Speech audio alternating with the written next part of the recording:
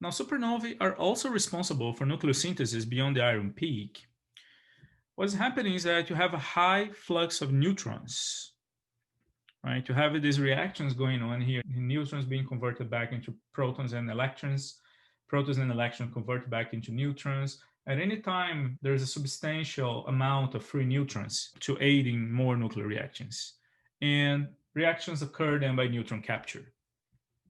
The high flux of neutrons allow for neutrons capture that, followed by beta decay, makes them climb up the periodic table. The processes are classified according to the intensity of the neutron flux.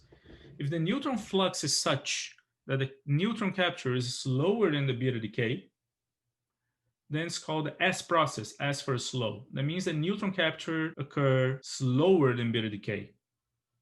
Now, if the neutron flux is faster than beta decay, then you have the R process for rapid neutron capture. Neutron capture occurs faster than beta decay. Now, the S process produces elements up to bismuth. The reason why it works up to bismuth is because bismuth is the last non-radioactive element.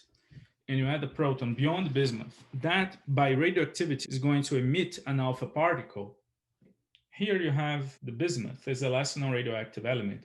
Beyond that, the nucleus is so heavy that alpha particles can tunnel out of the nucleus and you have alpha decay. You need the rapid process to build really heavy stuff because in the R process, the neutron flux is so strong that you capture neutron faster than the nucleus can decay, and then you keep growing up the periodic table and building the radioactive elements.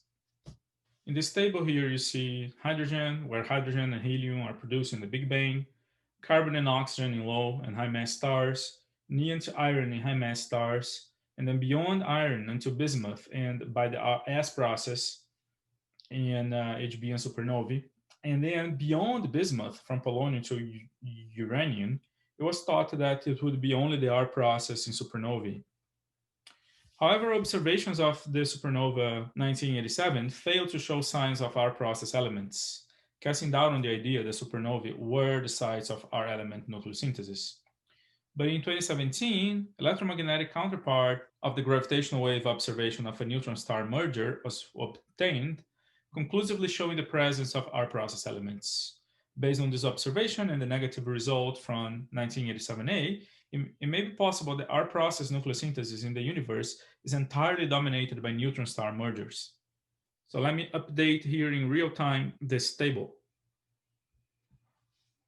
There we go. Cast out in supernova as sites for R process elements, and neutron star mergers are the favorite places for R process nucleosynthesis.